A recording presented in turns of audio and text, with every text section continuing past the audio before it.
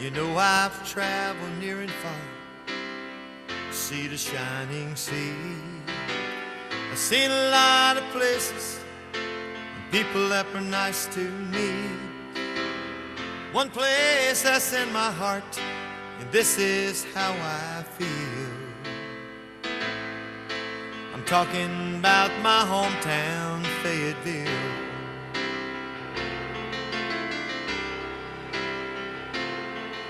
She's nestled in the sand hills on a river called Cape Fear. Special to so many who proudly served our country here. She was named for Lafayette and known for cotton mills. I'm talking about my hometown, Fayetteville.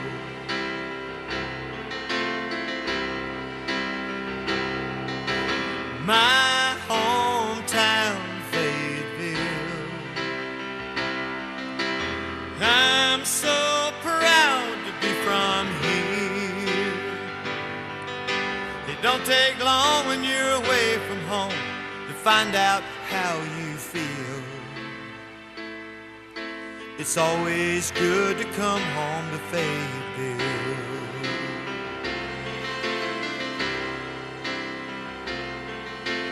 Babe Ruth hit his first one, heard around the world. Sherman marched with the Union and burned the arsenal. Old Market House still standing, but stands for freedom's will. I'm talking about my hometown, Fayetteville.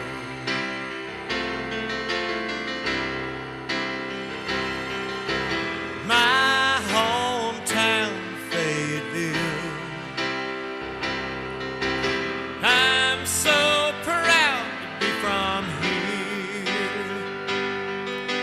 It don't take long when you're away from home to find out how you feel. It's always good to come home to Fayetteville.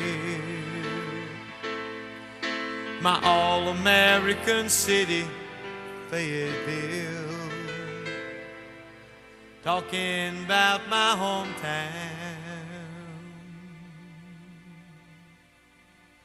Fayetteville.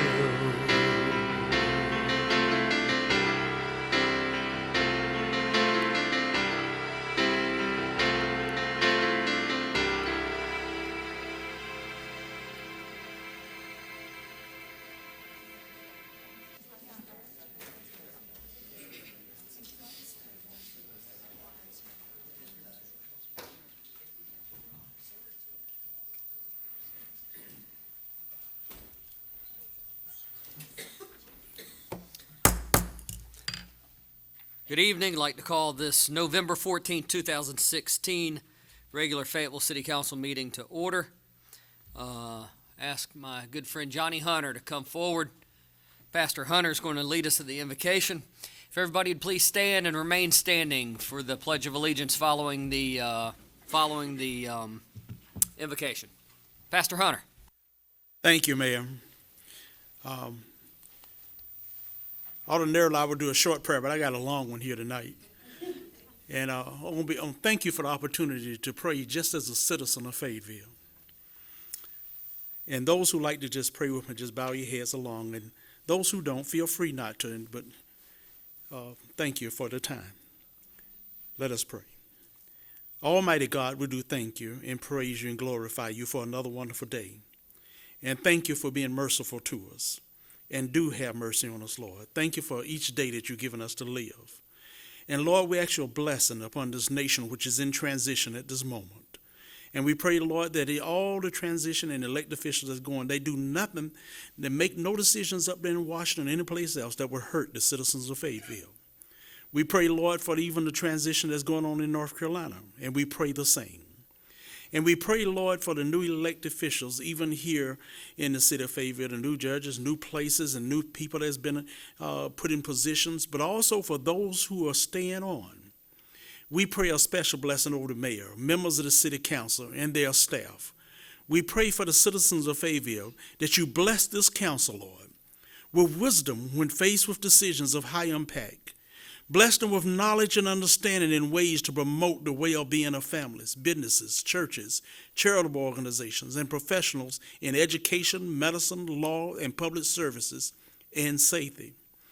Lord, bless them with discernment to embrace those who would help fellow human beings to thrive, and bless them with discernment so they can hold back those who would bring harm. We ask you to bless with joy the faithful servants who have done well. And when there is unity, even in these meetings, even in tonight's meeting, let it be for that which is right. And when there is disagreement, let it be as iron sharpening iron, removing the rough edges and bringing forth peace and prosperity. Bless those in the military who are near us, who risk their lives for our freedoms. Bless the emergency responders.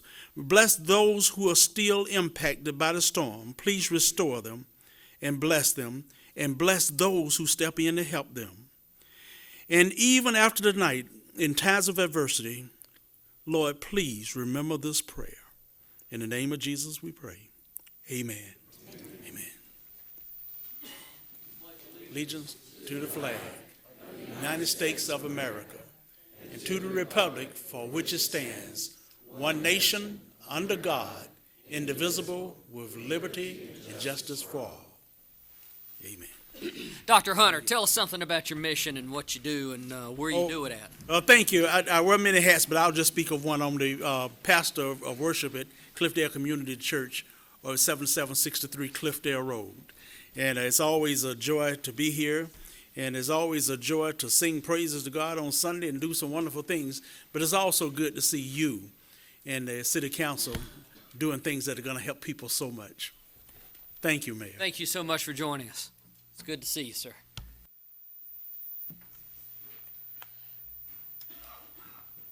At this time, if Chief Major. Hey. And also, if we could have Pastor Harry Martin.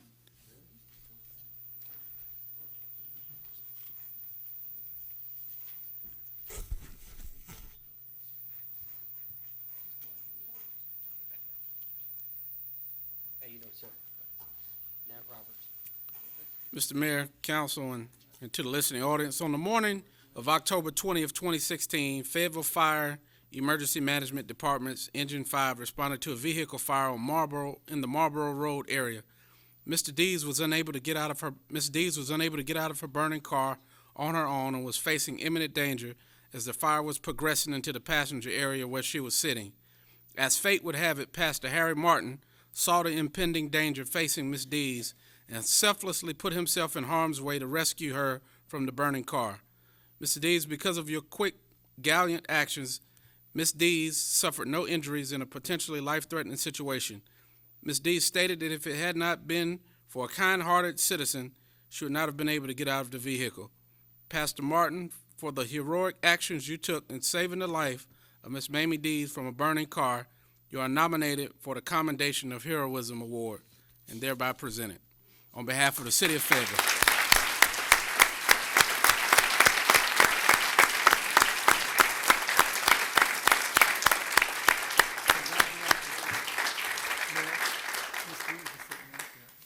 Come on up, baby. Pastor, would you like to say a few words? Yes.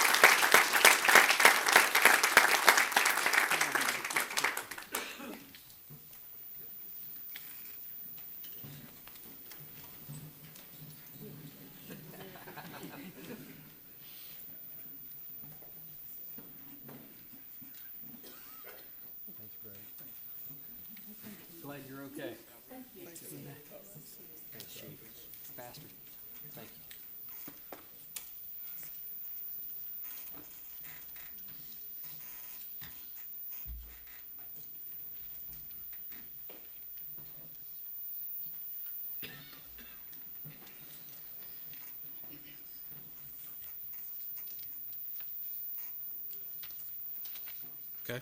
If we can have Miss Alba Polanki with Sustainable Sand Hills. Miss Hannah.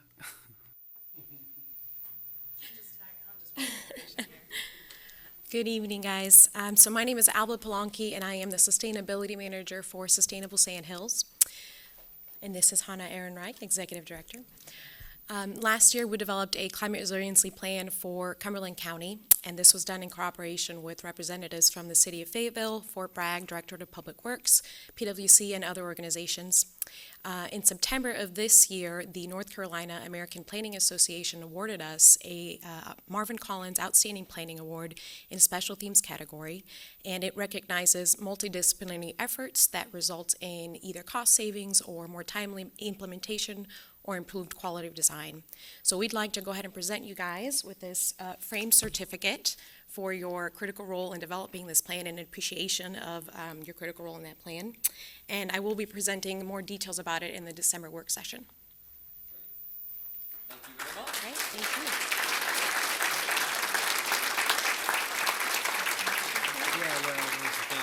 thank you. Mr. Mayor. Mr. Mayor, they promised that award to me before the No, meeting. that's my award. That's my award, Mayor Pro Tem. Well, thank you all very much. Thanks. We appreciate council support. Thank you.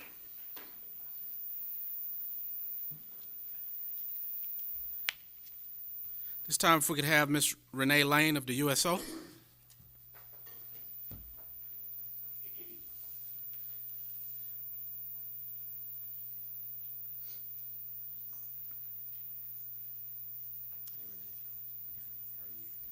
How are you, Miss Lane?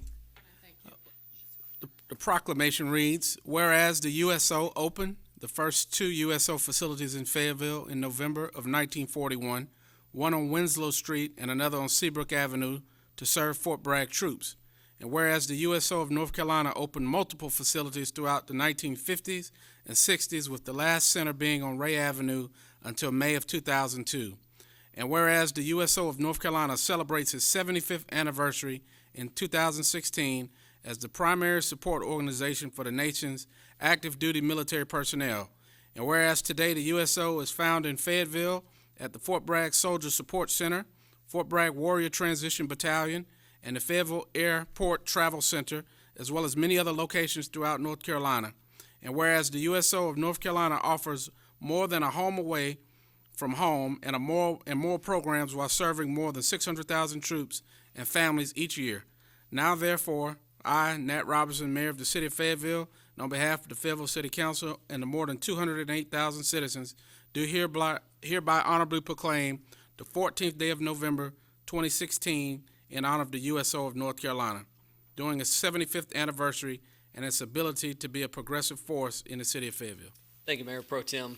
Council, this is, USO is truly one of the city's greatest assets with the way that they honor our military. And I was just speaking with Renee about the number of military that come through the USO at our airport, and she was telling me a story. So, Renee, would you share? Sure. Actually, this month we celebrate 5 years at Fayetteville Regional Airport. Worked with Mr. Brad Whitted, our airport director, and Tony Coleman and the Airport Commission in order to establish a base at our airport for our traveling military and their families. We've seen 160,000 plus in the 5 years that we opened our doors. And I think that before we opened, there was some thought of having maybe 500 a month. Right. But we do see an awful lot of military and family there, and we're there to stay as long as the airport is there. Well, thank you for doing what you do out there. Thank you. Appreciate it.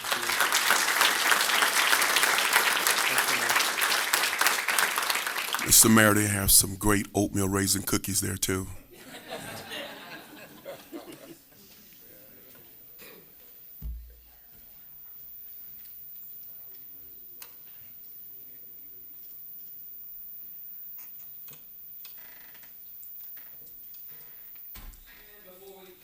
Before we get into our real agenda, I would like to welcome North Carolina House of Representatives member Billy Richardson. He's joining us this evening. Welcome, sir.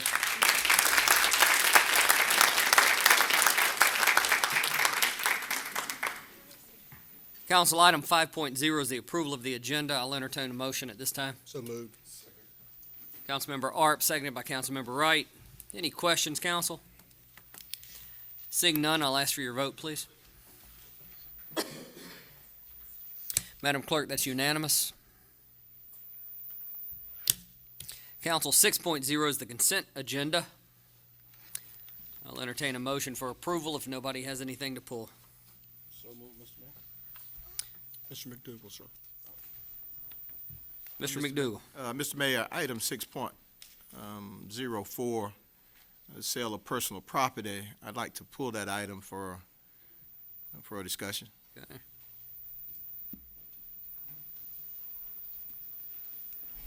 All right, I don't see any other lights, council.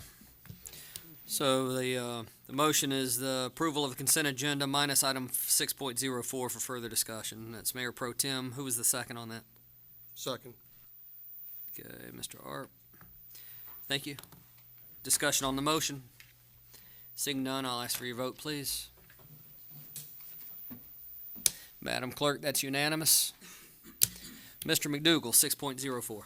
Yes, sir, I'd like for somebody from management, the manager or somebody, to explain to me what these vehicles are and if it's something that we have immediate need for over the next 30 to 90 days. One of the problems that we say that we're having now in picking up storm debris and construction debris is not having enough trucks, but yet we have 2 or 3 trucks here that we are looking to dispose of. I need an explanation.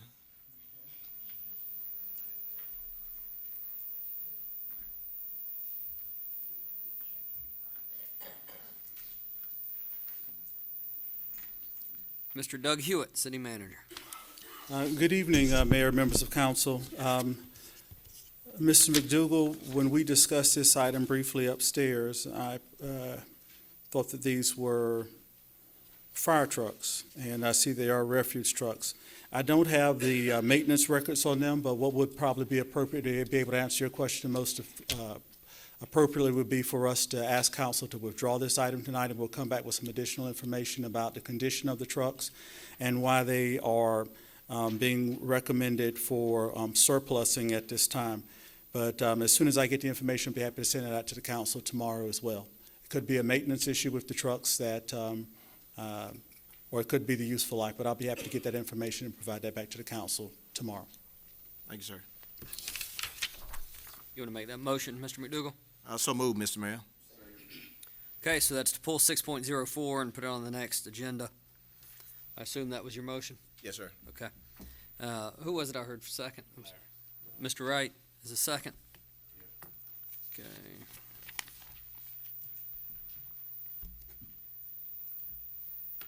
Questions on the motion? Seeing none, council, I'll ask for your vote, please. Madam Clerk, that's unanimous as well. 7.0 staff reports. Ms. Rebecca Rogers. Carter. This is strategic planning, year-end report, and launch of TrackStat. Tell us about TrackStat. I will. Good evening, mayors and city council members. Give me a second, let me pull up this brief PowerPoint. Okay, so as all of you know, the city of Fayetteville is using its strategic plan to drive our organization forward. The focus of this fiscal year 2016 strategic plan report is to provide city council and the community an update on our efforts to move forward the city strategic plan and to advance council's interests. The goal objectives as well. And so we also want to launch the City of Fayetteville TrackStat application, and that's our new performance management application that's online. And I'd love to take a couple of seconds to give you a brief overview of what that looks like. TrackStat creates a means of tracking our progress. It is increasing our management accountability and providing a public window into the city's operating environment. TRACK is actually an acronym for Transparent and Reporting Citizens, Analytics for Citizens, and STAT we added as a reference to the CompStat models and the CityStat models that are employed by municipalities and states around the country and that are used to measure and manage organizational performance. TrackStat is the first of its kind that we can find anywhere, really, that integrates performance measurement results, project management, budget, and actually strategy. So I think you're going to find this a terrific opportunity to show our residents that we really mean business when we say we're holding ourselves accountable for results and for a high standard of living. Before we begin, I'd like to recognize Mr. Chris McMillan. He is our project analyst. He's not here this evening, but he has worked tirelessly to make sure that this project has come off as a success.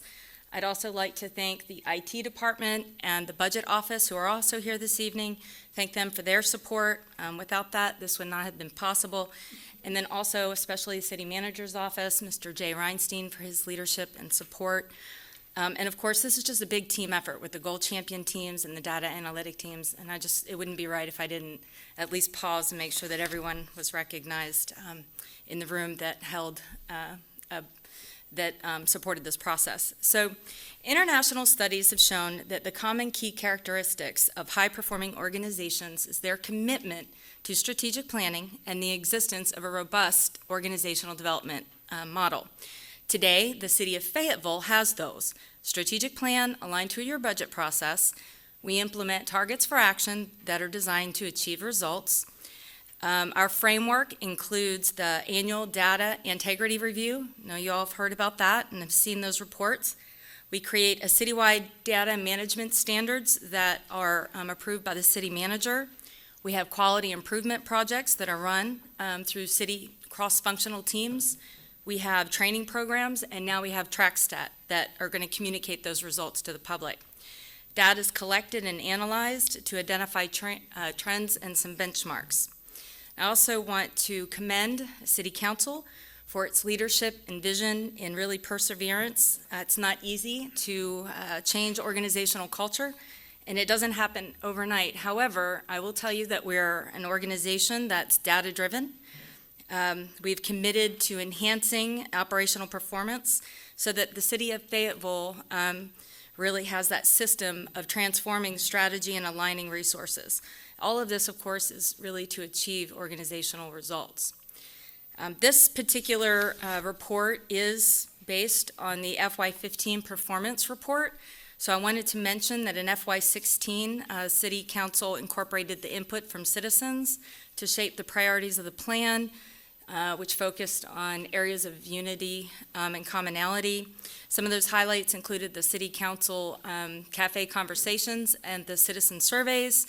The input from these two first phases was, of course, incorporated into your strategic planning retreat.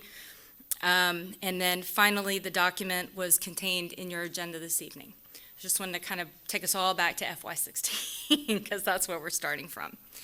Again, the strategic plan had 5 main areas that represent that commitment to serving the community. Won't really go into those, but I do want to mention that tonight we want to really focus on these goal areas, not only the goal areas, but City Council's priorities and within them the goal objectives that really talk about some of the performance targets and annual targets for action that actually move the needle.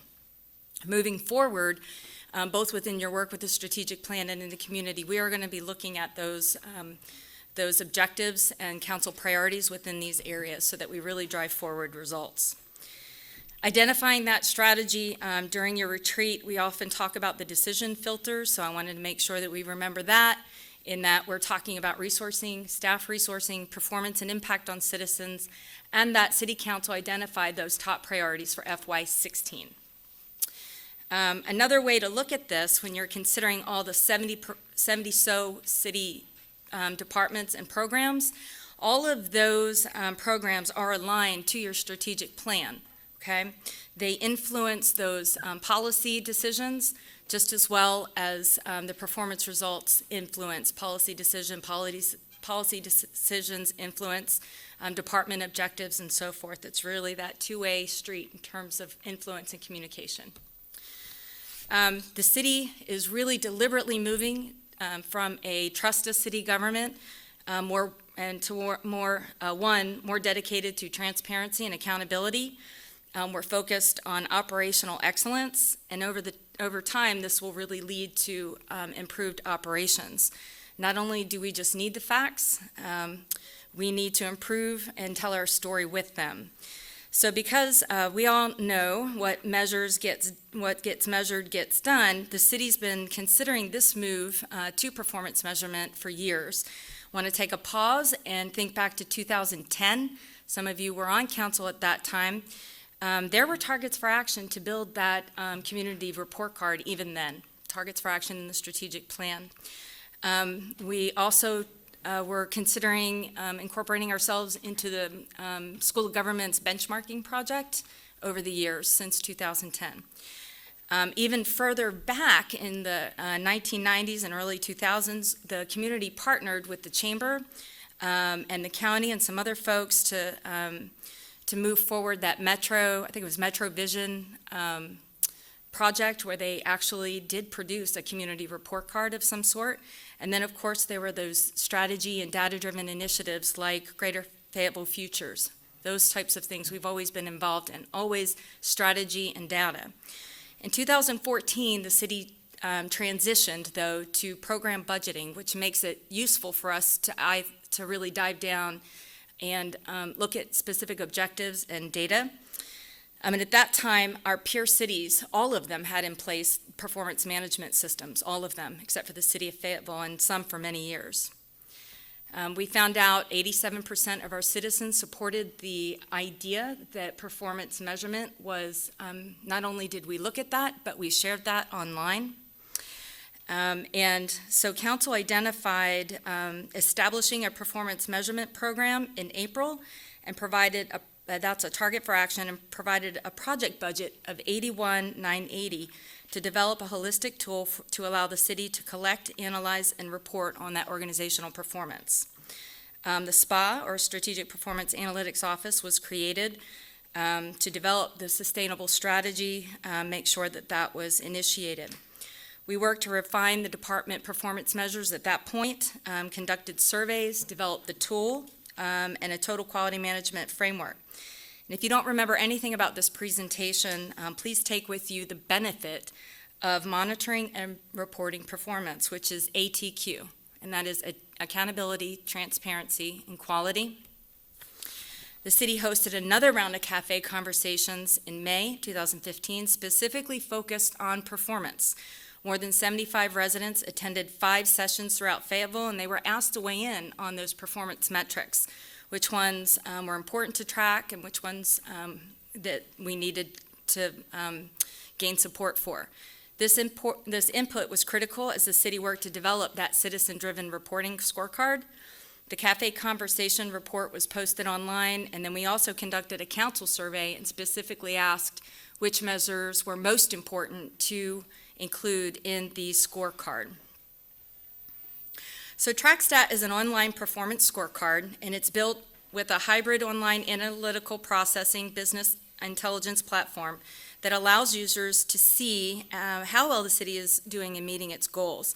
It is not a static website. It is a BI system that we're allowing an application to exist online.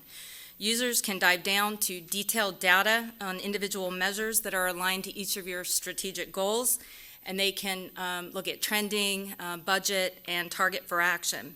This budget data over here in this section is aligned to the performance measurement, so we can really talk about budgeting for outcomes. And your agenda packet is also detailed with the Board International case study. We were also able to preview TrackStat with the School of Government, Dr. David Adams and David Ronig, with the School of Government in Chapel Hill, and they really are the leading authorities on all things performance measurement. They had a lot of great things to say about the tool, and are looking forward to us using this to drive some decisions and performance improvement.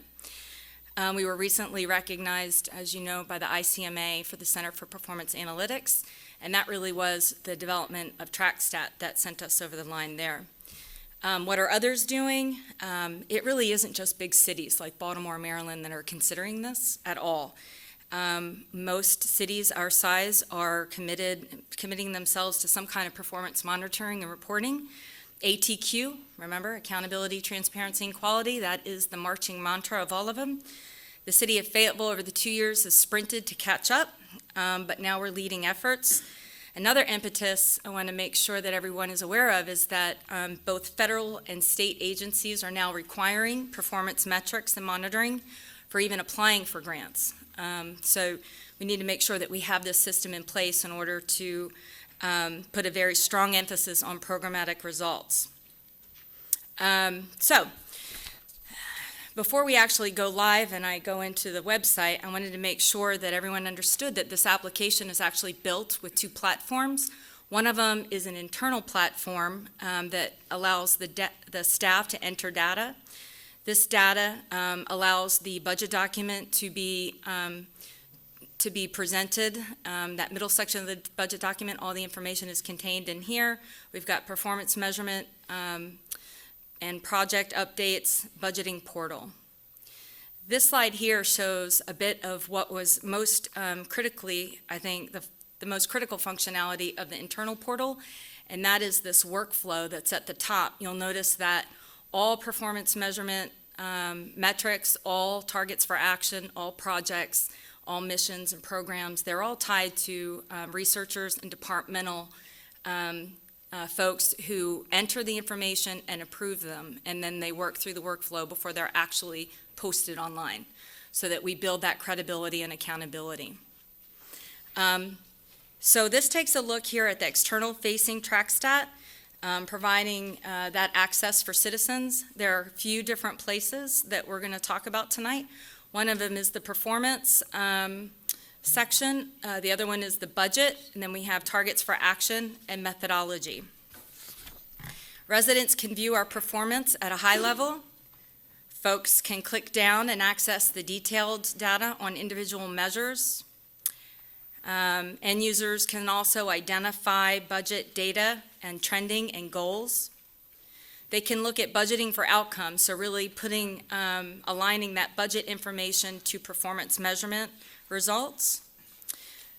You can take a look at budget data from everywhere from departmental level, program level, and then you could choose your different years. You can take a look at our targets for action, or those are our strategic priorities, our projects that we want to move forward in the year. You can look at what the status is. You can dive down into more descriptive updates, and then also action plans. You can also, there's a place in this system also that that allows you access to our open data portal, and also to at the out front, the citizen engagement portal. And before we get to next steps, we're going to try this thing live. All right, so this is live. What you're looking at is currently we've disabled the link so that council had the first opportunity to take a look at it. But this is live. You'll see, again, the performance section, the budget section, targets for action, and then methodology. Let's take a look. So our performance section, you can come in here, and let's take a look at 2016.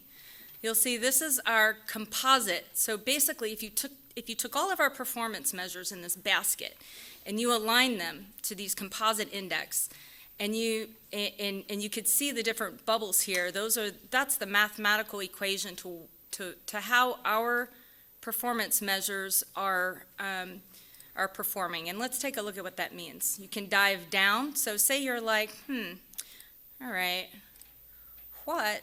Let's go back to that screen. Oh, summary, sorry. So we're going to go back to that one screen. And you're like, why is this 84%, right? That looked red and ugly, didn't it? Got to have red and green, and otherwise, we're got to make sure that we're holding ourselves to a high level of standard. So if you click on this indicator, this is your economic goal, and you'll see here, you can actually from here dive down to different years. You can look at different strategic goals. But in this case, we're looking at strong and diverse, viable local economy. You've got your target, you've got your performance measure, tells whether or not it goes up and down, what kind of measure it is. We are explaining why this is important to residents, and we're giving a performance analysis for each and every measure that's tied to this goal. You can look at safe and secure community, You can look at highly desirable place to live, work, and recreate. This is pretty cool, because you can also click on the status. You can, again, this is not a website, it's a business intelligence application. So this is really designed for an interactive approach for citizens, council, or anybody really, to get in here and figure out what are they really looking for, what matters most to them, and get that information. There's a little trick in here, and we're going to be publishing tips and tricks. But you can actually, this functions a lot like Excel and Word. You can hold down some buttons and you can see, you can actually make the system show you everything at once or one thing individually. That's your composite year-end performance. Let's take a look at if you really wanted to look at a trend analysis. Mr. Rogers Carter, instead of going through this, I understand that this is basically a tool that allows us to make data-driven decisions Yep. rather than whimsical or political ones. So Yes. we appreciate that. I don't know, presentation's very good, but I don't know how you got moved up ahead of everybody else on the agenda. Staff report should be near the end. So if you've got more to show us, I would ask that you wait until after we go through the public hearings and the other items of business Okay. that involve our residents. Okay, I can do that. Okay. All right, thank you. Thank you. Council, item 8.0 is our public forum. This is a time for Fayetteville residents to have input on the voice of what goes on within their city. Due to policy restrictions, the forum will last no longer than 30 minutes. Each speaker will be allowed or limited to 3 minutes only to address the city council on related items to the city of Fayetteville. Individuals wishing to speak at tonight's public forum should have signed up with the city clerk prior to the start of tonight's meeting. If you're here to speak on an item that may be on tonight's agenda under the public hearing section, we ask that you reserve your comments until the public hearing. So when you hear your name called by the city clerk, we ask that you come to the podium and clearly state your name and home address for the record. Then when you see the lights located on the podium change from red to yellow, that's an indication you have 30 seconds left to speak. When you see the red light come on, your time has expired. And again, due to policy restrictions, we are unable to extend that time that's been given. Madam Clerk, call the first speaker of the public hearing, please. Mayor, we have 4 people signed up for this evening. Our first speaker is Mr. Charles Matthews. Mr. Matthews, welcome. Thank you.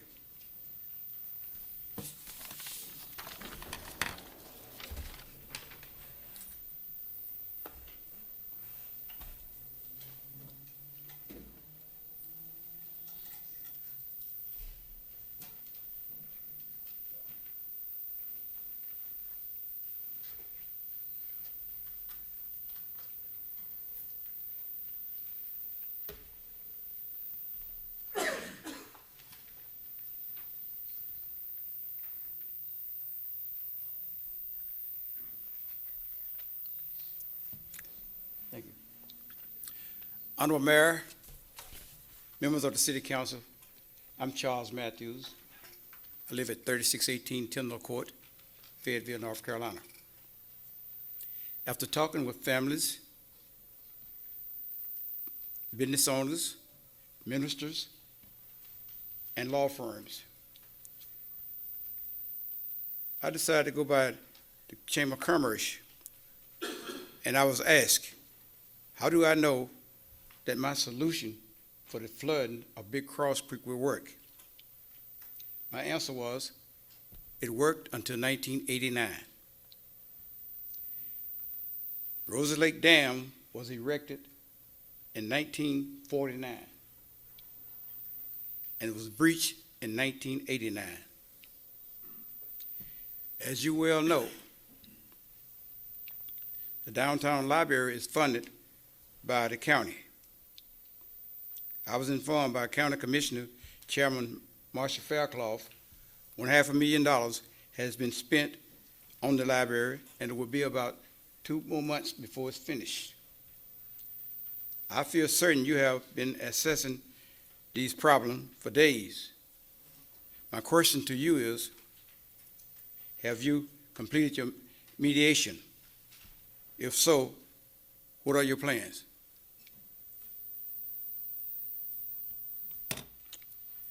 Mr. Matthews.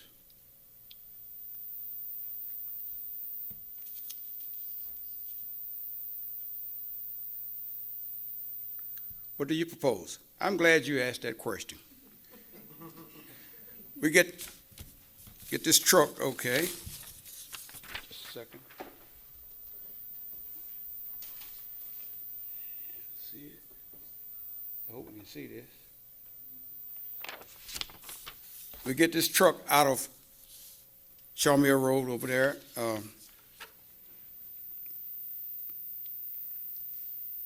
And once we get the truck out, repair Shawmill Road by installing 2 large culverts, which will allow Big Cross Creek to flow easily. This area is also where Rose Lake began.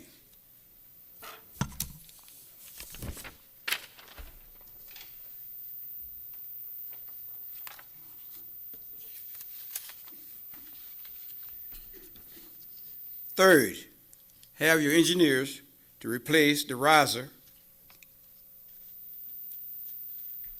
which is right here.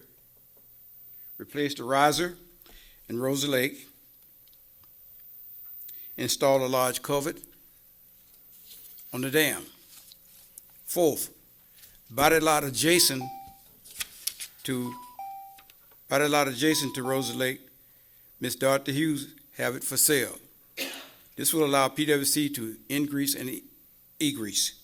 Fifth, have PWC build dam by replacing the dirt to the dam, remove the rock from the spillway, and riff-raff them in front of the dam. Having control of the flow of water into Big Cross Creek, your problem will be solved. You know the old saying, pay me now or pay me more later. I'm always available. Thank you for your opportunity to speak with you, and thank God for the city of Fayetteville. Have a blessed day. Thank you, sir. Mayor, our next speaker is Mr. Alex Sutherland.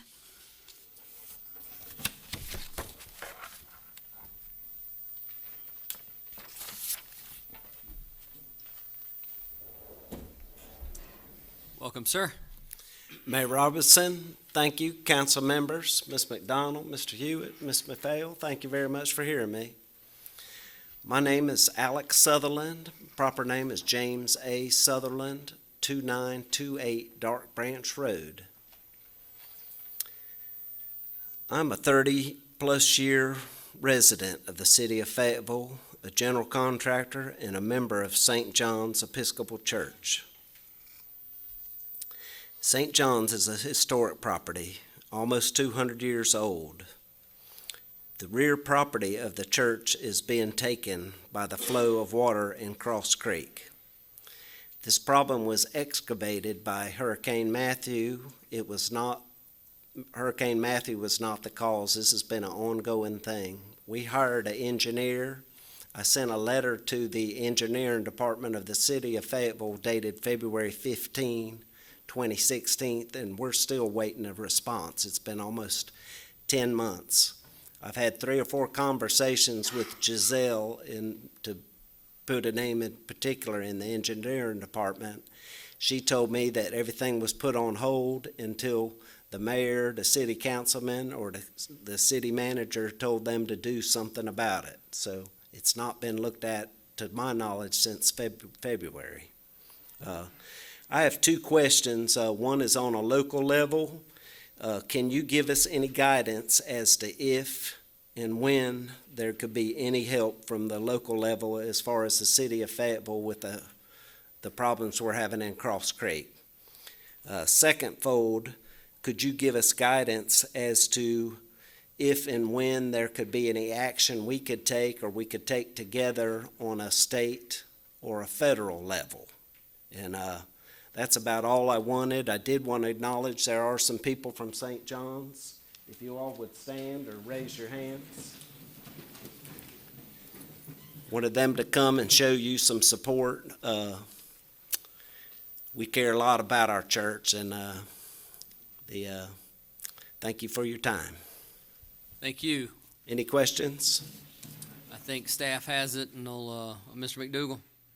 Yeah, this may be totally unrelated, but I understand that your congregation has offered one of our congregations the use of a facility of some sort that you have. they lost their facility over on Gillespie Street, which was Maddox Memorial AME Zion Church, and I think it was your congregation. I just want to thank you all for that.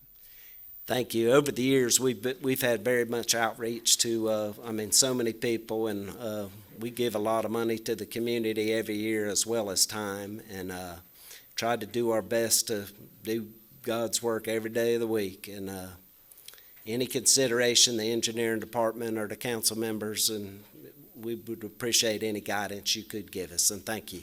Thank you, Mr. Deviere.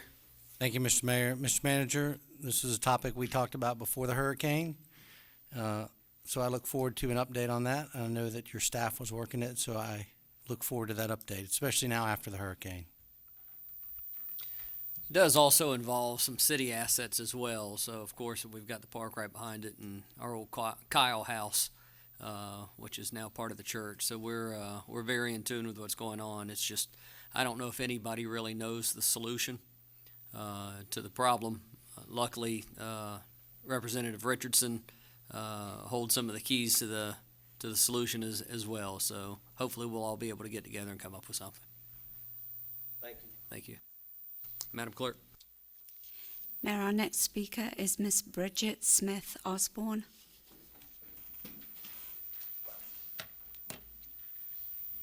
Welcome. Welcome. Good evening, Mayor, City Council members. My name is Bridget Smith Osborne. My address is 4374 Bruner Avenue, Bronx, New York. I am a housing provider providing clean, affordable housing to the residents of Fayetteville, North Carolina. I provide them with a sense of strength, stability, and independence. On October 8th, 2016, Hurricane Matthew reared its ugly head. Aaron's Lake levee, which I understand is owned by the city, breached and caused a surge of 4 feet of water to come into Creek's Edge subdivision.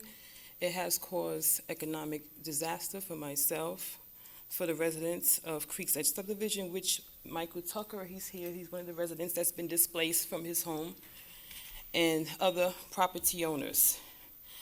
I've traveled over 600 miles today. I have some unanswered questions regarding Aaron's Lake levee. I need to know when was the last time it was inspected. I feel that more attention needs to be paid to its infrastructure. I feel that the city should share in the responsibility and help expedite the rebuilding of my 8 units that was destroyed, as well as the subdivision of Creek's Edge. About 85% of the housing stock has been destroyed, causing economic disaster for myself, the residents of Creek's Edge subdivision, and other property owners. The governor stated that his administration's top priority moving forward is going to be housing. Cumberland County has been declared as a federal disaster area by the President of the United States of America. I'm here today. I have questions regarding the prompt state and federal aid that's going to be made available during the city's economic recovery plan of action. And I'm pretty much here just to get answers regarding Creek's Edge subdivision, the rebuilding of the subdivision. Okay, thank you. Thank you. Mr. Colvin.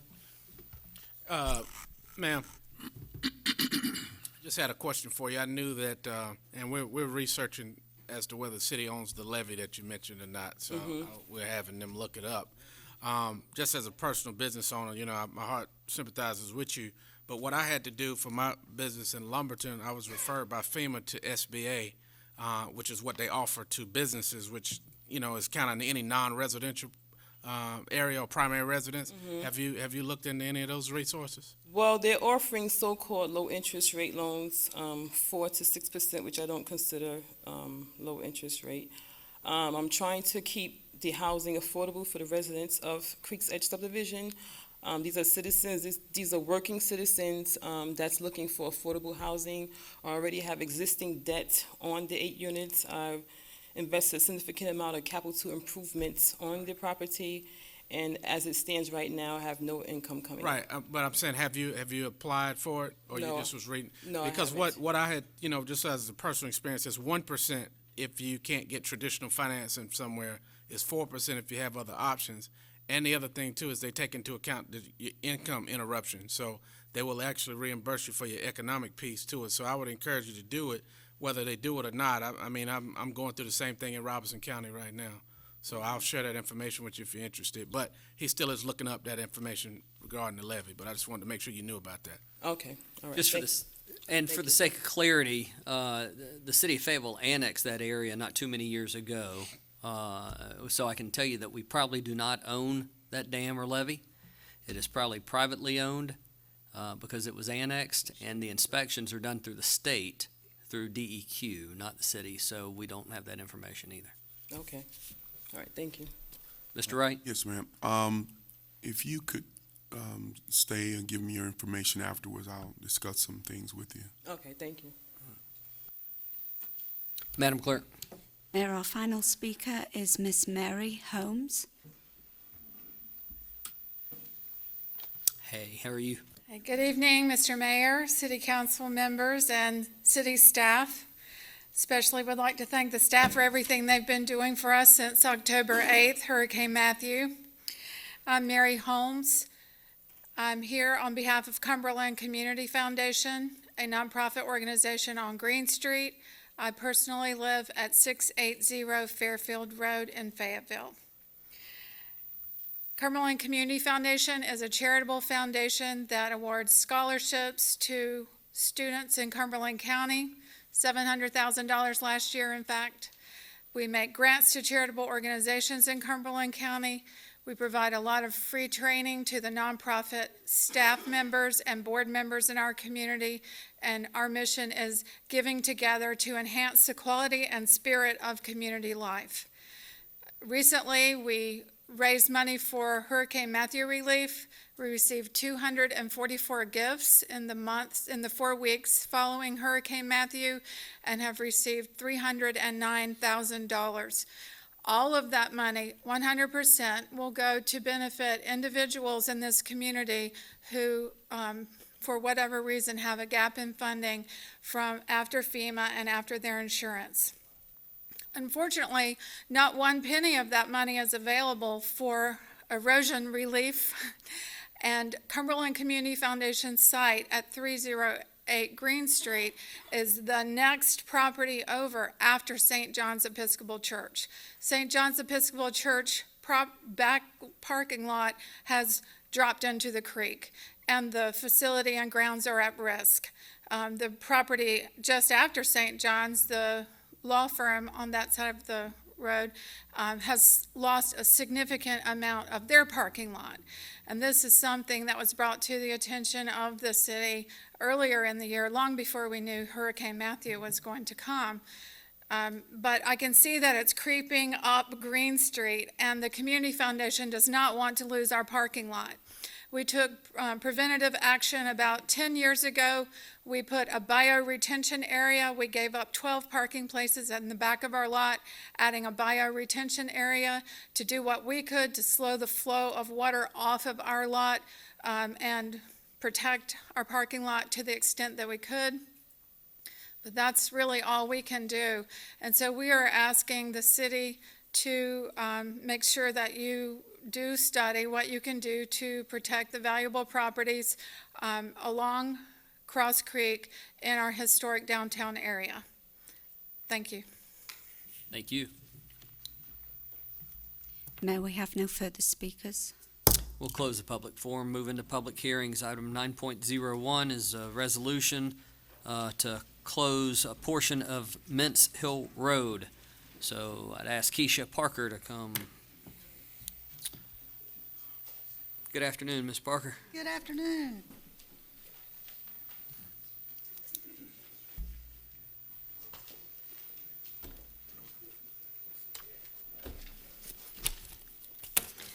Good evening, Mayor and members of City Council. The city has received a deposit and petition to close an unopened portion of Mintz Mill Road just off of Pamela Drive, which is approximately 478 feet long. The portion is shown on the map on the screen in front of you. North Carolina General Statute requires a public hearing to be set, and on September 12th, 2016, Council set the public hearing for said closure for tonight. The Real Estate Division has contacted the local utility companies to determine their need to reserve the area for easements and will reserve the easements that have been requested. The Real Estate Division has published the notice of the public hearing in the local newspaper, mailed certified letters to give notice to the public hearing to the adjacent property owners, and posted the property to be closed as required by North Carolina General Statute. Does council have any questions for staff? Mr. McDougal. Looking at the map that you have up right now, I was just curious, and I used to go on the street a lot. I haven't been on it, and I meant to do that before I came today. Which one of the properties have requested the closure of this road? Is it the first one on the right going down that street? It was actually the first one on the left, I believe. Now, which one is the first one on the left? There's a corner of one piece of property, and then there's another. And I'm asking that because are those two pieces? They're owned by different individuals. If you look at the one that says Baker Bynum All right, LLC. Can you do a little pointing for me to help me out? No? Can't point? And I don't know how it'll. Okay, if you can't point, I think we had that This- problem before. You see this one? Right. That's the one who requested it to be closed. Now, is that piece and the piece in front of it, are they owned by the same owner? No. Okay.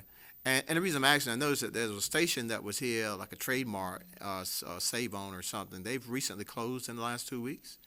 I didn't know if there was some plans to make a bigger sort of facility there because it was very limited in space with what they have because now the property is to be redivided among all the property owners there, right, as the way I understand it. That, the county is actually responsible for doing that, but yes, normally they divide it in half and each side gets what is adjacent to them.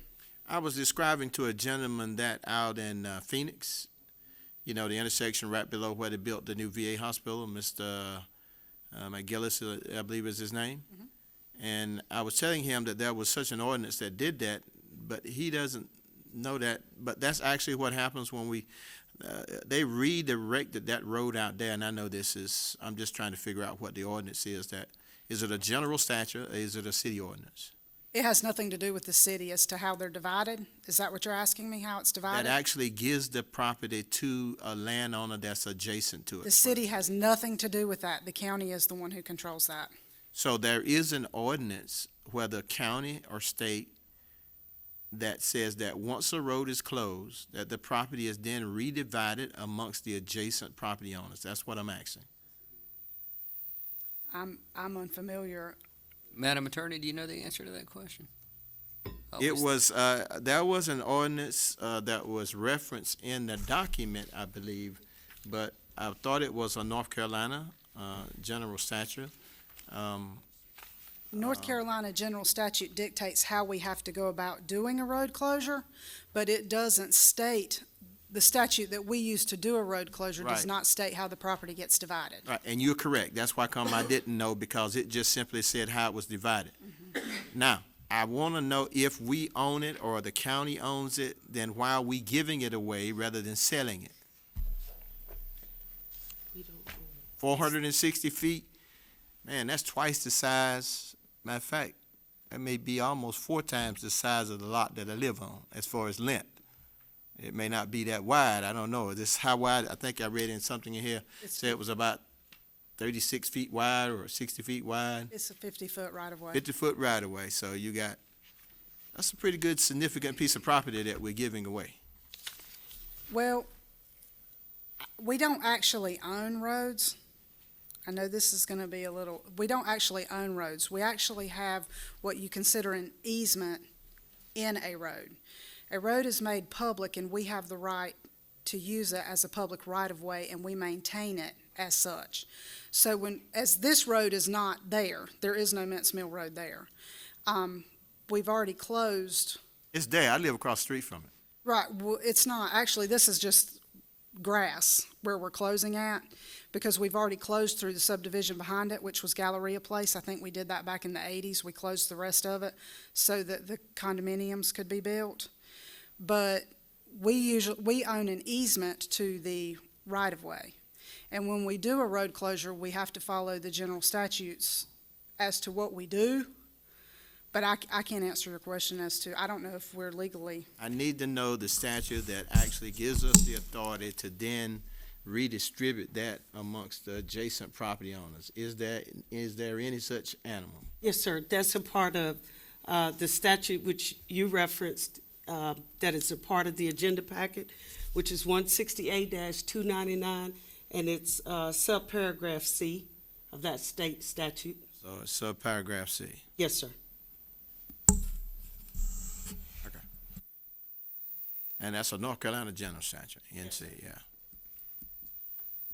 Thank you very much. Thank you too, Mr. City Attorney. Thank you, Okay. Mr. Mayor. Thank you, sir. See no further questions, so we'll open the hearing and close the hearing because there's no speakers and go to council for action. Mr. Mayor, Mr. McDougal. I move that we do as requested by city staff. I can't see that piece. Staff recommends council to move, to pass the resolution order closing the portion of Mince Mill Road while reserving the utility rights for the city of Fayetteville and CenturyLink. Second. Seconded by Mr. Moan. Thank you very much. Further discussion? Council seeing none, I'll ask for your vote. Madam Clerk, that's unanimous. Go ahead, man. Item 9.02, Ms. Parker, thank you, is the closing of a portion of Farrell Avenue. good evening again. The city has received a deposit and petition to close a portion of Farrell Avenue, which is just off of Dunn Road, approximately 350 feet long. The portion is shown on the map on the screens in front of you. Again, the North Carolina General Statute requires that a public hearing be set, and on September 12, 2016, council set that public hearing for tonight. We have contacted the local utility companies and to determine their need to reserve the area for easements, and we've reserved the easements requested. We have published the notice of public hearing in the local newspaper, mailed the certified letters of the public hearing to the adjacent property owners, and posted the property to be closed as required by the North Carolina General Statute. Are there any questions? I see no lights. I'll open the hearing and close the hearing, go to council for action. Mr. Deviere. Mr. Mayor, unless there's any discussion, I go ahead and move that we adopt the attached resolution in order closing a portion of Farrell Avenue while reserving the utility rights for the city of Fayetteville and CenturyLink. Second. Seconded by Councilmember Wright. Further discussion? Council, I'll ask for your vote, please. Madam Clerk, that's unanimous. Item 10.0 is Metropolitan Housing Authority, reference to the renovation of Groveview Terrace. This is the financing contract. Revitalization of Groveview, sorry. Mr. Hewitt, who's presenting?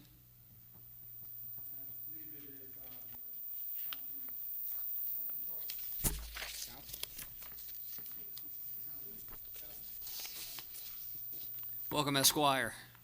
Thank you, Mr. Mayor, members of the City Council. I'm going to be very brief. I know the hour is late. What we have before you this evening is a request for a reauthorization of the Housing Authority's bonds in support of the Groveview Terrace revitalization. You may recall that about this time last year, the city authorized the Housing Authority to issue its bonds, and I'll just point out that the city will have no liability whatsoever for the repayment of the principal or interest on the bonds, and neither the full faith or credit or taxing power of the city will be pledged as security for the bonds. The bonds are considered to be revenue bonds, and they are payable solely from the revenues received by the authority in connection with the project. As a precondition for the exclusion from gross income for federal income tax purposes of interest on all qualified private activity bonds, the Tax Equity and Fiscal Responsibility Act of 1982 requires, among other things, that the issuance of bonds be approved either by an elected official or body of elected officials of the applicable governmental entity after public hearing. As you know, while the Fayetteville Metropolitan Housing Authority is a separate political subdivision of the state of North Carolina, its board members are appointed by the mayor of the city of Fayetteville, and as such, the statute requires us to come, the housing authority, to come back before this body for approval. Because the issue date for the bonds is more than 1 year after the 2015 approval by City Council, under TEFRA, the federal government requires that the financing be reauthorized by City Council following another public hearing. And so that's, Mr. Mayor, ladies and gentlemen of City Council, that's why we're here tonight. Mr. Charleston, who do you represent tonight? The Fayetteville Metropolitan Housing Authority.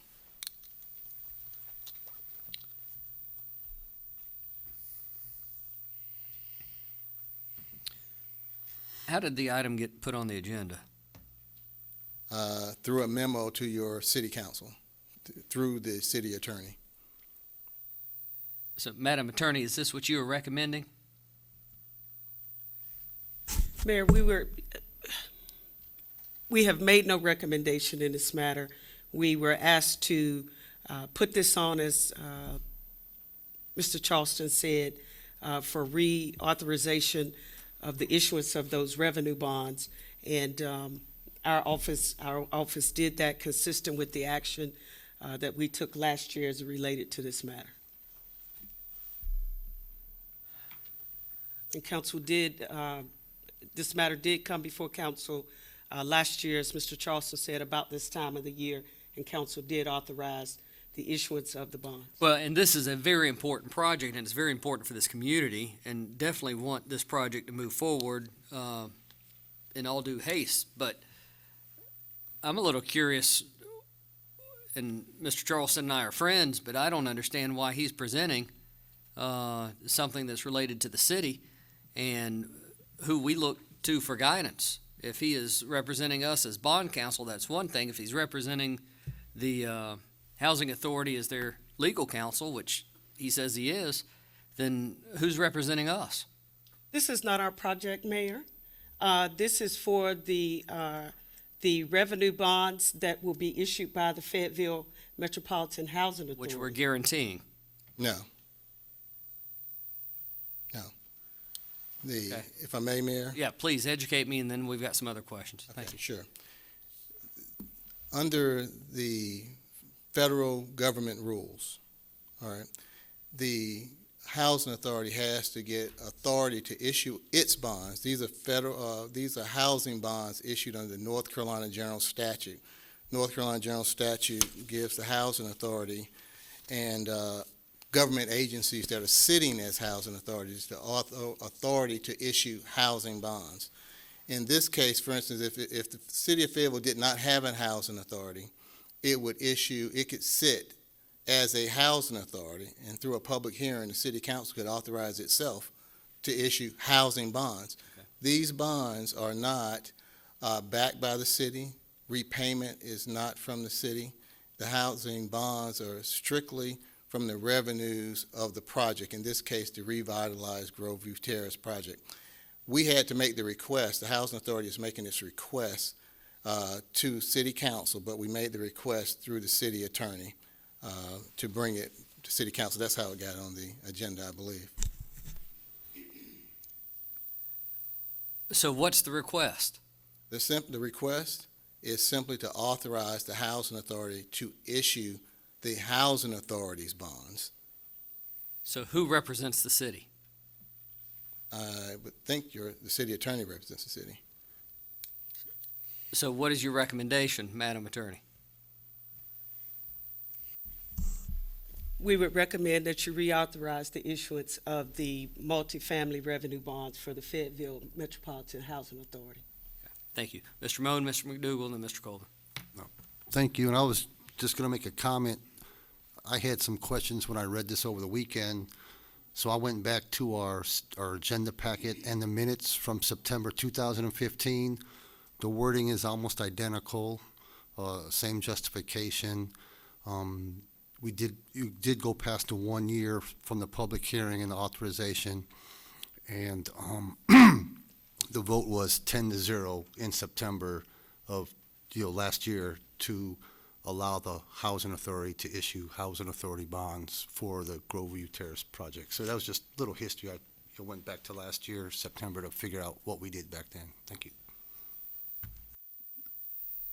Yeah, I believe we had some piece in there where then we give them like $3 million or put up $3 million. I'm thinking that this is the same project. It is, and that's a separate matter that I think the city council is going to consider, Mayor, at your meeting on November 28th. Essentially, the city is loaning the Housing Authority $3 million, which will be repaid over I think a 10-year period of time, $90,000 a year, with a balloon payment at the end of the 10th year, I believe it is. Yeah, and I believe we used general kind of. You took money from your risk management pool. Risk management. All right. Yeah, and the other thing was, and this may be totally something that we cannot deal with, but the one bedroom I saw as being one bath. So I thought that almost everybody needs 1.5 or 2. Even if you're in there by yourself, you almost need 2. You might be in one inside. You want to go. I'm just saying, but it seems to be substandard when it comes to a facility with only one bathroom. But that's not the issue, I know. Well, I will say to your point, Councilman, is this project has a number of upgrades that will extend the life of the project, and so decisions were made. But we have a great partner in the development company that we're utilizing, United Developers. That it's a local company, and they've won numerous awards in the affordable housing arena. But this project, as it is planned, was approved by the North Carolina Housing Finance Agency. So there are tax credits issued. We have a tax credit investor that will be a limited partner in the deal with us, which is Wells Fargo. And so this is what the North Carolina Housing Finance Agency has determined to be appropriate. And it's the same model that's used across the state. Yeah, I believe it was Wells Fargo that required them to come and get the $3 million for us. No. If I remember correctly, it's some financing they couldn't get up to par on it. Yeah, it was a gap financing. Thank you, sir. Thank you, Mayor Pro Tem. Mr. Charleston, so just to make sure I'm clear on this is kind of akin to PwC when they come in and do revenue bonds. They don't have the authority to do it, so the governing body has to approve the issuance of the bonds. It's kind of similar to that? A little different, because PwC does not issue its bonds. It does not have statutory authority to issue its bonds. Therefore, what happens, the city issues its bonds and loans the proceeds to PwC for its projects. In this case, the city of Fayetteville, the Fayetteville Metropolitan Housing Authority will issue housing bonds of the Fayetteville Metropolitan Housing Authority, but under the TEFRA rules. All of this is about, at the end of the day, the purchasers of the bonds being in a position so that the interest from the bonds will be excludable from gross income. That's what makes the bonds attractive for investable. They're really called munis is basically what it is.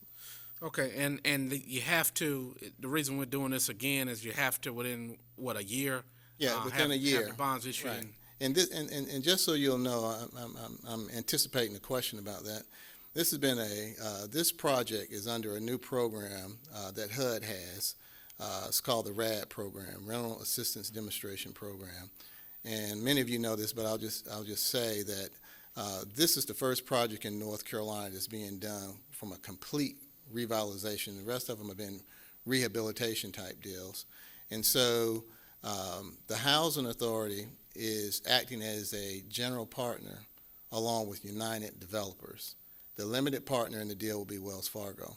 And so there are a lot of components of the deal that had to be negotiated, because at the end of the day, the Housing Authority is a taxpayer-owned entity, and its considerations are a little different from just private concerns. And so there was a lot of negotiation that went into this deal. I will say to you that, 2 years after this deal is done, and once the project reached stabilization, 2 years, in other words, when it's leased up a certain percentage, Fayetteville Metropolitan Housing Authority will take over management of the project. United Developers will exit the deal, And this is a very unique deal in North Carolina. And so we believe that at the end of the day, this project would be something that certainly the city would be very proud of.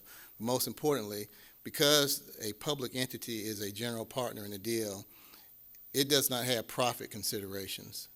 And so the money that it makes on the deal is going to be rolled back into the development of more affordable housing. So we actually have two RAD projects, one where we're doing for senior housing on Rose Hill Road, which is a rehab project, and the Grove View Terrace project, which is going to be about a $30+ million revitalization along one of the important corridors of this city, and something that I've heard expressed by many of you time and again, and certainly the mayor, that this is a very important corridor for the city. Councilmember Deviere, then Councilmember Wright. Mr. Mayor, if there wasn't any other comments, I was going to make a motion, so I'll defer to Mr. Wright.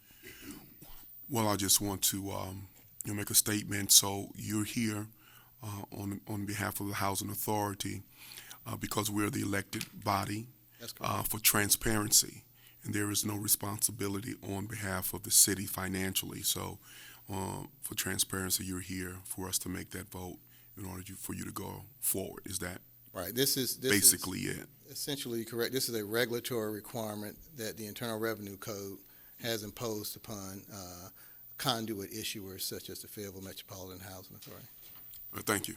Mr. Deviere. Thank you, Mr. Mayor. I move that the council approve the issuance of the qualified private activity bonds by the Fayetteville Housing Authority for the Grove View Terrace Housing Development Project. Second.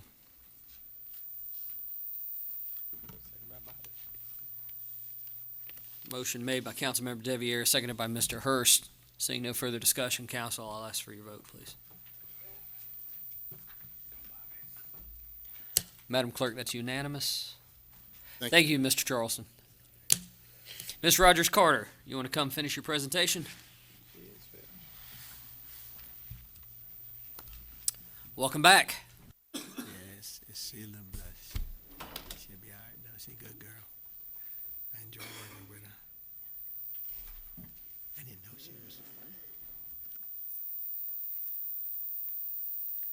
All right, so I think we left off in actually looking at the board application live, so let's pull that up again, because I think someone might have clicked out of it. So it might take a minute. Mr. Hurst. So, Rebecca, as you're doing that, so tonight, city citizens can go to the cityoffayetteville.gov and get into the weeds with this track stat? They can. Actually, not tonight, but tomorrow. I didn't want to activate the website before City Council had an opportunity to actually look at it. So we were real careful about that piece of it. So what you're actually looking at, what I'm doing now is I'm diving into our internal server, so it's not actually. There is a website, but it's not actually live. We will soft launch it tomorrow and start promoting it. And that of course is predicated on the fact that City Council likes what they're looking at, feels comfortable with that information, and wants to launch tomorrow. Board International and New Brain are also launching their case studies and press releases tomorrow on my word, and so will the City of Fayetteville. And then we'll start promoting this application throughout the means that we have available to us. So to answer your question shortly, it is not live this evening, but will be live tomorrow if that's the interest of council, which we hope it would be. So, all right. I think we have are we good? All right. So we have here a performance section, a budget section, and a targets for action. And I think we were looking at performance, okay? We're going to take a look at this one more time. Under performance, you have the ability to look at a previous year scorecard detail, which we've already looked at, a current year, a trend analysis, which is, I think, where we left off. So let's take a look at that. On this particular screen, citizens can actually search all the performance measures either by goal area or by department. just by selecting some of these slicers. And they can also just keep it nothing selected and have access to all of them. But you simply would come down here, say you want to look at code enforcement violation cases. We have data in this case through 2011 that's trending. We've got crime information, I know back to at least 10 years in here. Let's take a look at motor vehicle thefts. And so I think as you go along, you can see that there's information regarding not just in police, but also regarding the median income levels and also the unemployment rates. So this is where you would go to get trending information. The budgeting section, you can look at budget several different ways. You can look at it by goal area and of course by fiscal year. So if you wanted to see how those things shift in every fiscal year, you can see that. You can look at it by goal area and by program. So all of you data folks out there, just understand you can download this information. Again, it's business intelligence information. You can download it to Excel and do all the analysis you would like. I know some of you like to do that. You again have access to all 3 years. And so you can see, this is called a very fancy tree map, and you can see just visibly how our budget levels vary by different years, including, different priority areas. Ms. Carter, you may have covered this. How often do the various city departments put the data on here so that it'll That's a good question. So let me skip to this because I think this will help. In this section in methodology, we have the ability sort of to put all the information that we thought maybe citizens would have questions about. And I know it's really tough to see on your little monitors there. We already checked it out this morning and I was like, ooh, that's a tough one. It doesn't quite look like that. It doesn't look like that on computers. But in this section, under methodology, you can find a lot of different information about our systems and our framework. The other thing that you can find is a methodology about our performance management scorecard. What measures we actually chose to link to every single objective and every single goal area. The other thing that will answer your question, sir, is some strategy mapping. So when a department sets an objective and identifies a performance measure, they have the ability to go into the systems, we call them performance measure attributes, and tell us how often they can get the information, and that varies. Some departments don't accumulate that data, but annually. Some can accumulate it quarterly.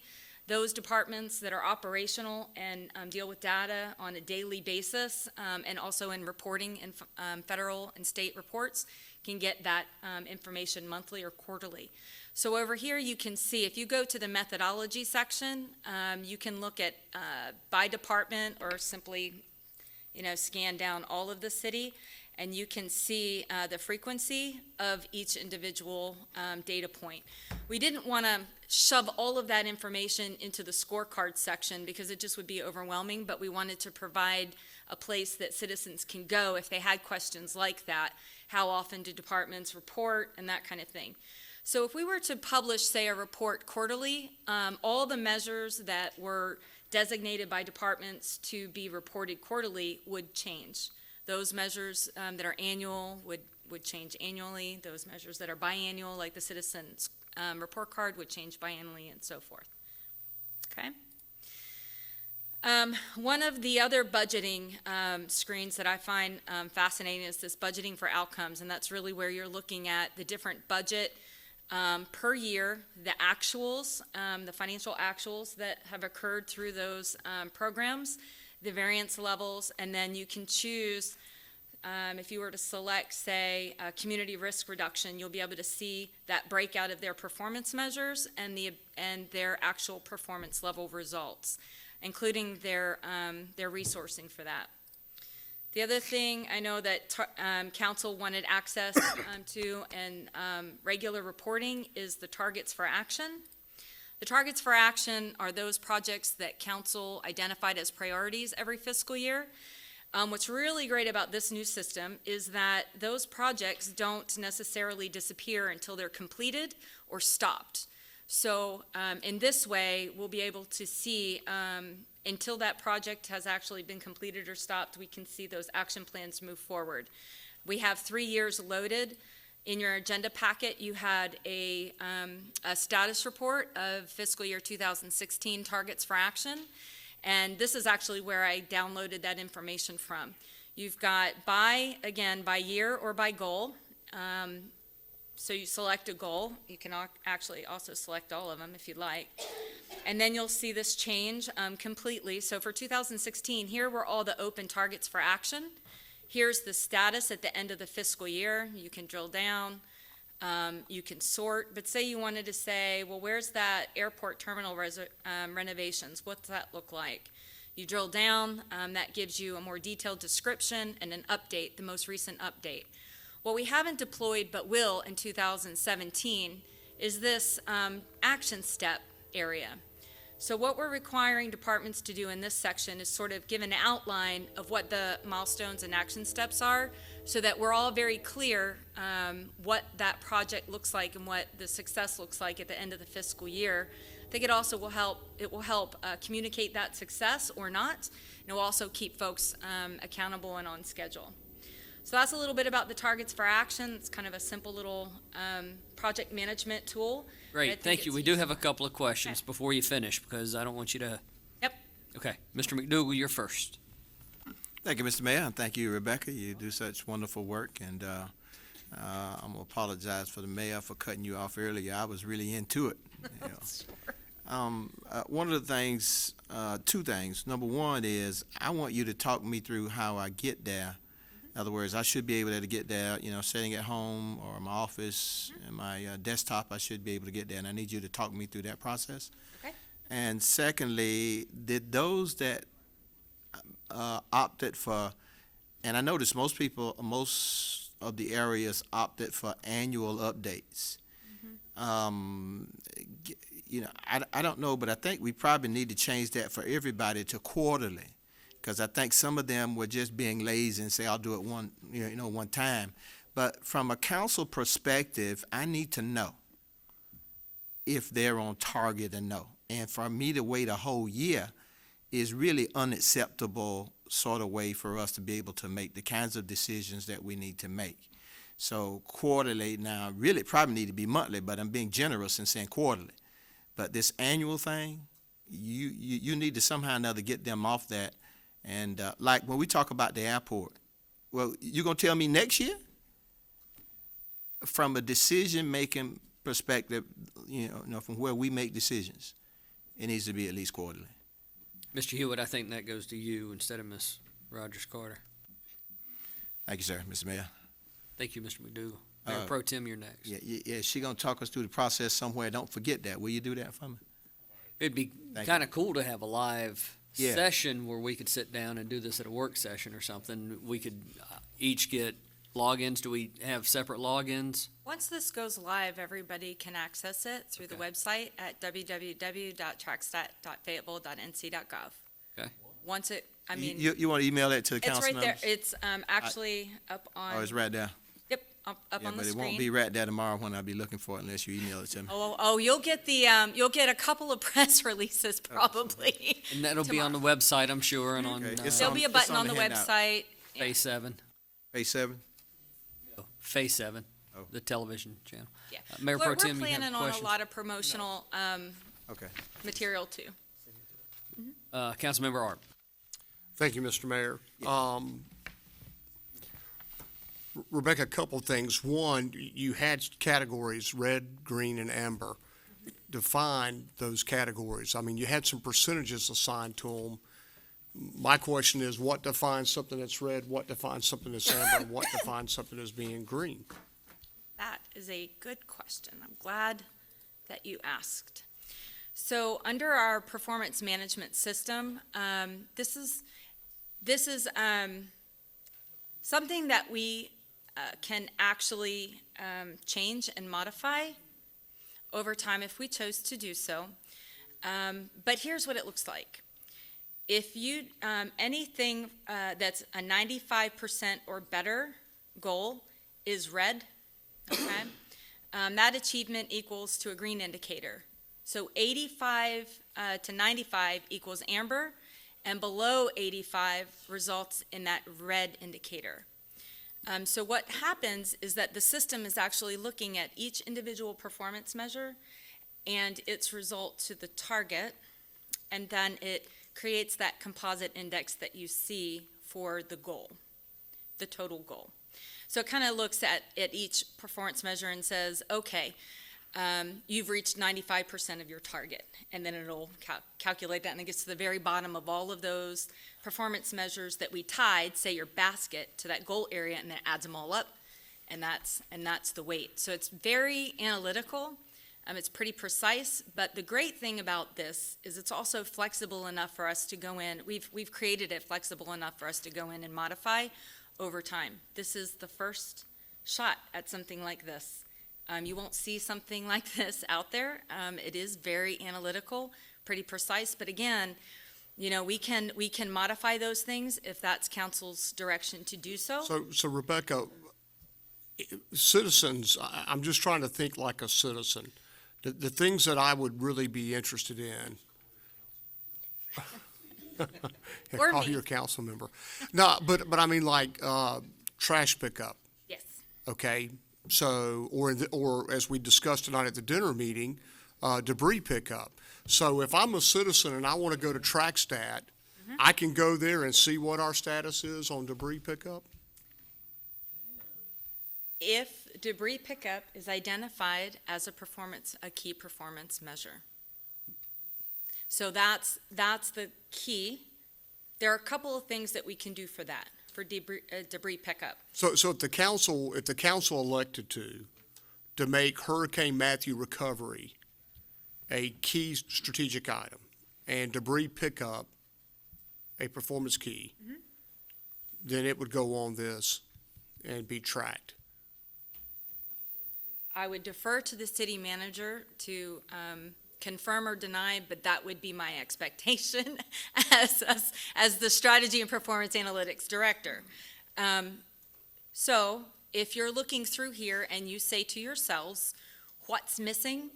Then we need to start having that conversation. If there are items in here that you would expect to see as a council member or as a citizen. Now we have done, like I said, our homework up front and gotten that feedback, but as we go on, there will be measures that will gain a focus area for us.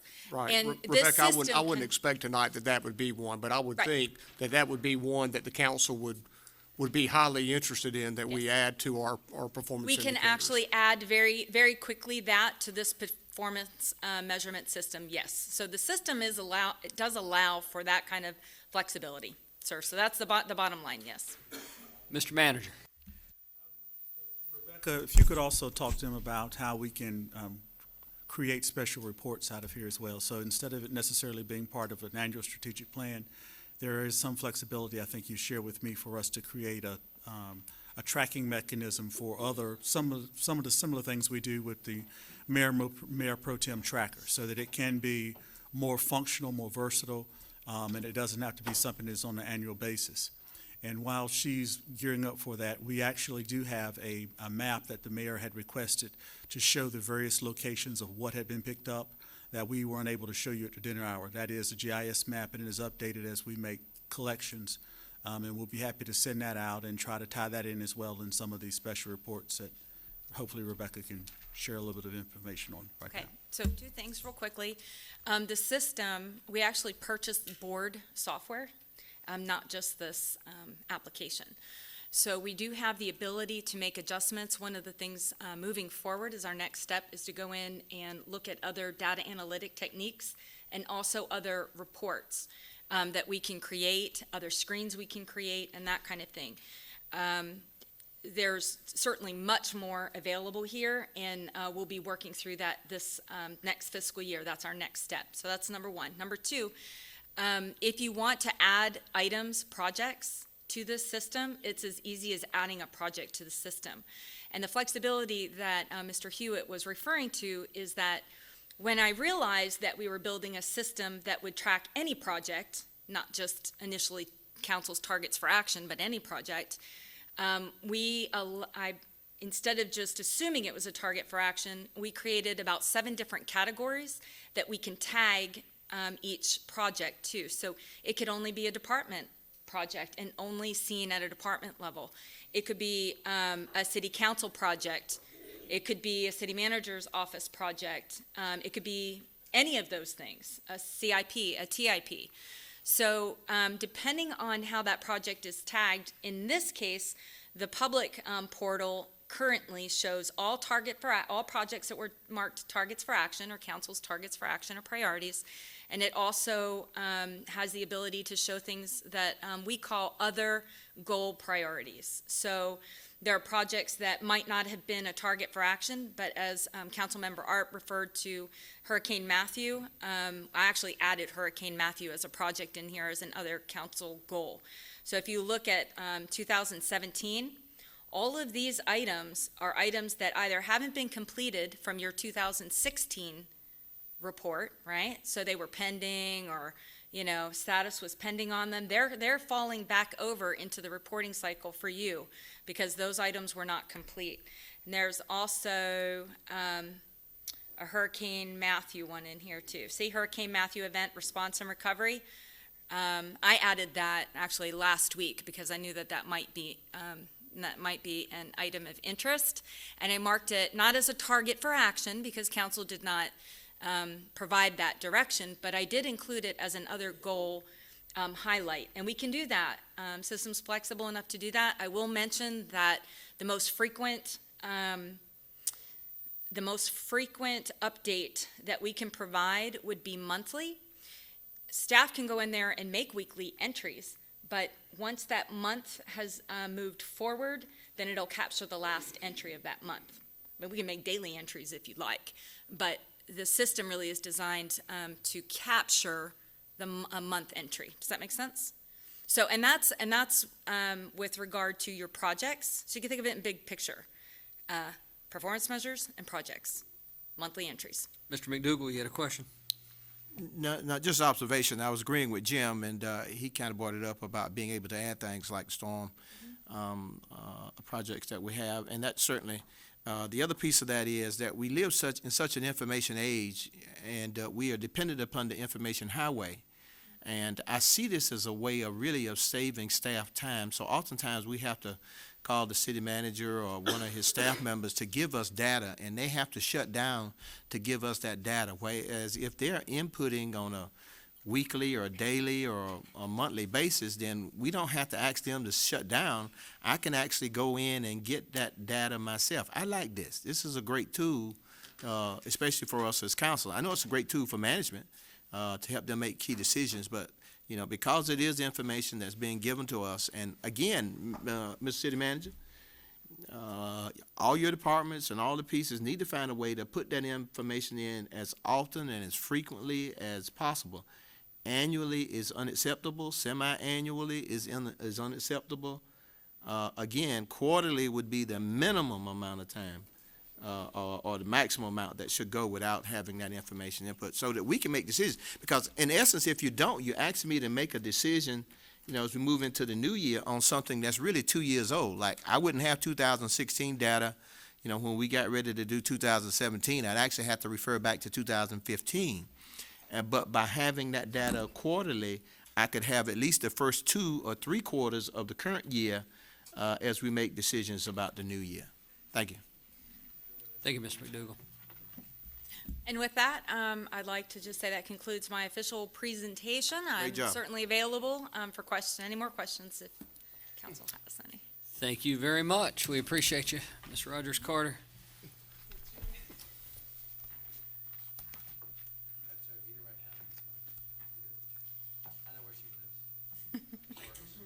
Okay, and I'm sure there will probably be individual questions.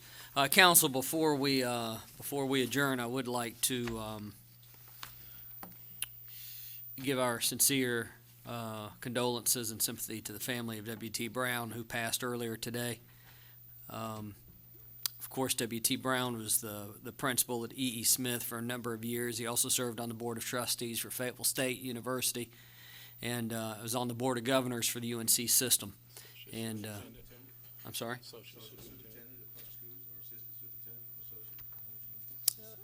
He was just a great man and a great asset to this community, and he will be missed. Council, at this time, I'll entertain a motion to adjourn. Thank you.